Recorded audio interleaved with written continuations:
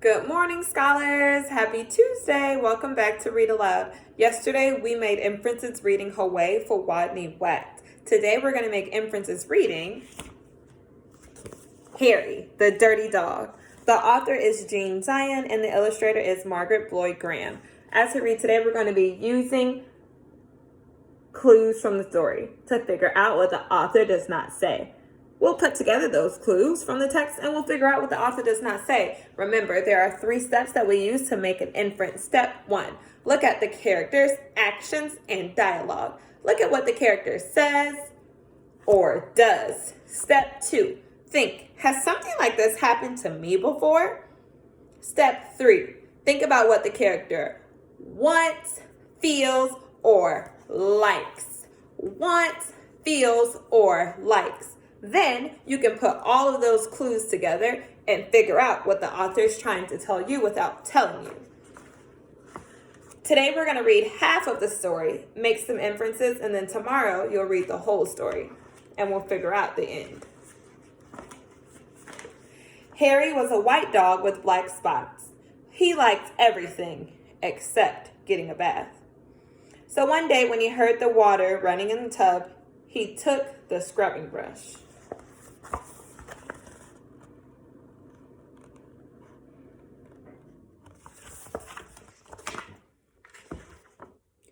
He buried it in the backyard. Let's pause here to make our first inference. Why does Harry bury the scrubbing brush in the backyard? Why does Harry bury the scrubbing brush in the backyard? Let's start with our character. The character we're talking about is Harry. Let's go to the text and find evidence of what the character says and does.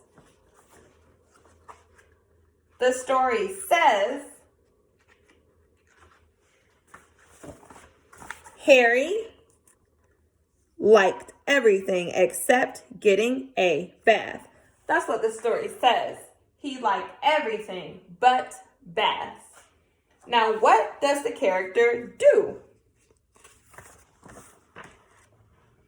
He buries the brush in the backyard and then he runs away from home. We see Harry here out of his house on the street without any family with him. He ran away from home. So the question is, why did Harry bury the scrubbing brush in the backyard? Let's think about what Harry wants. Harry does not want a bath. He does not want a bath. Now let's think about what the character feels. He feels nervous about bathing. He feels nervous about bathing. We see that in the story here where he grabs the brush and walks away from his mom and dad. So we talked about what he wants and feels. He likes to be messy. He likes to be messy. Let's put it all together. Why does Harry bury the scrubbing brush in the backyard? I know that when I was little, my mom used to have to force me to get in the bathtub sometimes. I would get really sad because I wanted to keep playing. I wanted to stay outside. I wanted to watch TV and eat ice cream. I didn't want to spend time getting in the tub with soap and water all over me. That wasn't fun. So my mom would have to convince me to get up and go in the bathtub. Ready for my inference. Harry hides the scrubbing brush in the backyard because he's feeling sad and nervous about taking a bath. He wants to be messy and play outside. He doesn't want to spend time taking a bath. In the story, Harry takes the scrubbing brush and runs outside. After he runs outside, he runs away from home. He doesn't want to take a bath really bad, so I know that he buries the scrubbing brush to avoid taking a bath. Thanks for making that inference with me. That was great. He played where they were fixing the street, and he got very dirty.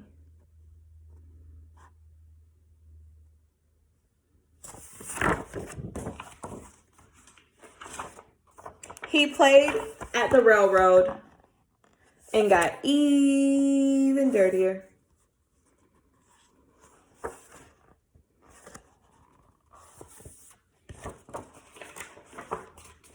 He played tag with other dogs and became dirtier still.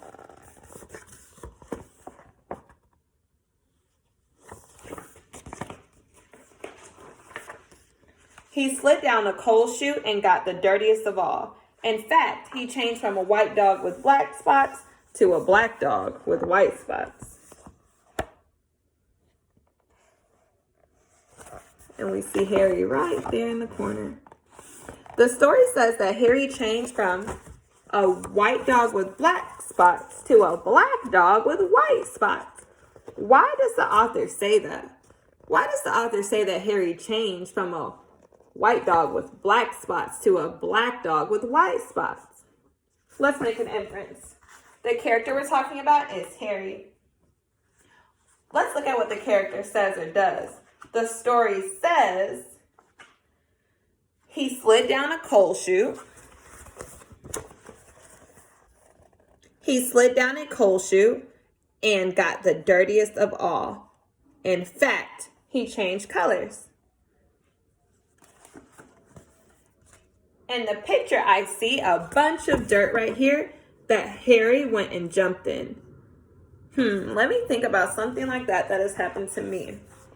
I know that when I eat a lollipop sometimes, if the lollipop is blue or green, it will change the color of my tongue to blue or green. I've eaten other candy too that has changed the color of my tongue to maybe even red or yellow.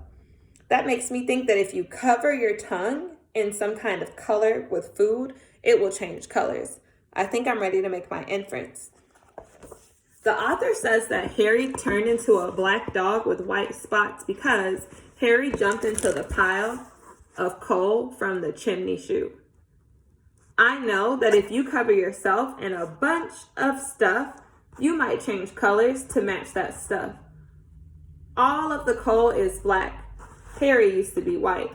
That makes me think that Harry turned black with white spots because he wants to play in dirt. He feels happy being messy, and he likes playing in messy places. Good job making this inference with me. Although there were many other things to do, Harry began to wonder if his family thought that he had really run away.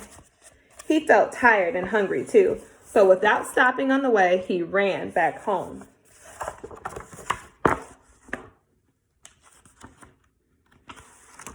When Harry got to his house, he crawled through the fence and sat looking at the back door. One of the family members looked out and said, "There's a strange dog in the backyard. By the way, has anyone seen Harry?" Uh-oh, I'm noticing a problem. When Harry heard this, he tried very hard to show them he was Harry. He started to do all his old clever tricks. He flip-flopped and he flop-flipped. He rolled over and played dead. Uh-oh, what's the problem in the story?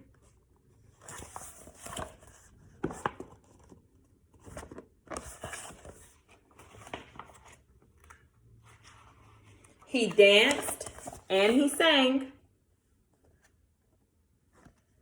He did these tricks over and over again, but everyone shook their heads and they said, "Oh no, that can't be Harry." Uh-oh, we got to our problem in the story. Tomorrow, when we finish reading, we're going to figure out how he solves his problem. We heard one of our attempts to resolve today. Tomorrow, we will hear our second attempt to resolve how Harry solves his problem, and you'll get to make some more inferences with me. I can't wait to read with you tomorrow.